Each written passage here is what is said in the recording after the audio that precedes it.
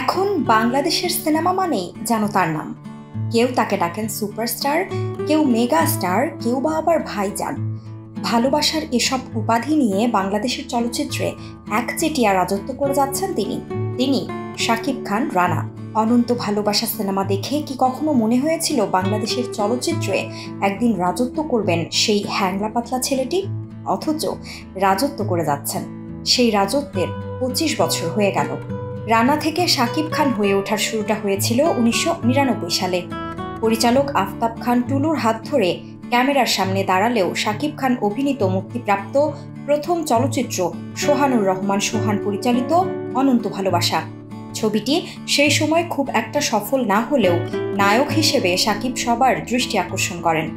অভিনয় জীবনের দ্বিতীয় বছরেই সেই সময়ের শীর্ষ অভিনেত্রী শাবনূরের বিপরীতে গোলাম সিনেমায় অভিনয় করে আলোচনায় আসেন তিনি। এরপর আর পেছনে ফিরে তাকাতে হয়নি তাকে।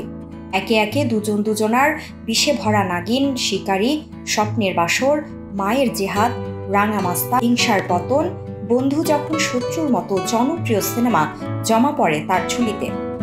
তবে এর মাঝে দেখেছেন ব্যর্থতার রূপও। তবু থেমে থাকেনি তার পথ চলা। চিত্রনায়ক মান্নার মৃত্যুর পর চলচ্চিত্র যখন থমকে যাওয়ার উপক্রম, তখন আরও জ্বলে ওঠেন শাকিব। জ্বলছেন আজও। আজ ঢাকাতে তো কাল ভারত, মালয়েশিয়া, স্কটল্যান্ড, লন্ডন হয়ে অস্ট্রেলিয়া।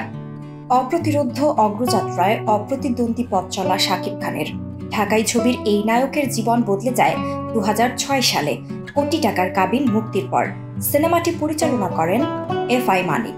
এই সিনেমার পর নিজের মজবুত আসন গড়ে তোলেন তিনি। তবে ২০১৬ সালে যৌথ প্রযোজনার সিনেমা শিকারী দিয়ে পর্দায় এক নতুন শাকিব খানের দেখা মেলে। চারদিকে সাড়া ফেলে তার সেই নতুন রূপ। বাংলাদেশের পাশাপাশি শাকিব ভারতের পশ্চিমবঙ্গেও হয়ে ওঠেন আলোচিত। বলা যায় তারকা শাকিবের নবজন্ম ছিল সেই বছর। এরপর নবাব, সত্তা এবং বীর সিনেমা দিয়েও হইচই ফেলে দেন শাকিব। তারপর নবাব, ভাইজান, এলোরে সিনেমায় নতুন লুকে দেখা যায় তাকে। বর্তমানে দেশীয় সিনেমার শীর্ষ নায়কের আসনে রয়েছেন শাকিব খান। দীর্ঘ এই অভিনয় জীবনে অর্জন করেছেন ৪টি জাতীয় চলচ্চিত্র পুরস্কার। ভালোবাসলেই ঘর বাঁধা যায় না, খোদার পরে মা, আরও ভালোবাসবো তোমায় ও সত্তা সিনেমায় অভিনয়ের জন্য জাতীয় চলচ্চিত্র পুরস্কার পান তিনি। শাকিব খান অভিনীত মুক্তিপ্রাপ্ত সিনেমার সংখ্যা ২৪৯টি। সর্বশেষ গত ঈদুল ফিতরে মুক্তি পেয়েছে হিমেল আশরাফ পরিচালিত রাজকুমার ছবিটি। তবে রাজকুমারের আগে সবকিছু ছাপিয়ে ২০২৩ সালে প্রিয়তমা সিনেমায় বৃদ্ধ লুক ছিল সামাজিক যোগাযোগ মাধ্যমে সবচেয়ে আলোচিত। এই ছবিটি সুপার ডুপার হিট করে।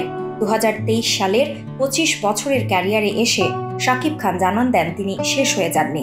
এখনও তার দেওয়ার অনেক বাকি।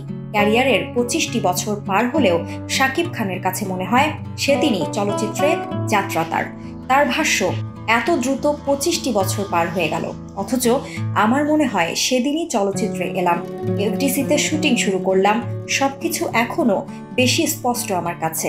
২৫ বছরের এই সফরে কার কোন বিষয়টি এগিয়ে যেতে সবচেয়ে বেশি প্রেরণার ছিল জানতে চাইলে নায়কের সহজ উত্তর, আমি সবসময় বলি দর্শকের ভালোবাসাই আমার চলার শক্তি, সব বাধা ডিঙিয়ে এগিয়ে যাওয়ার প্রেরণা।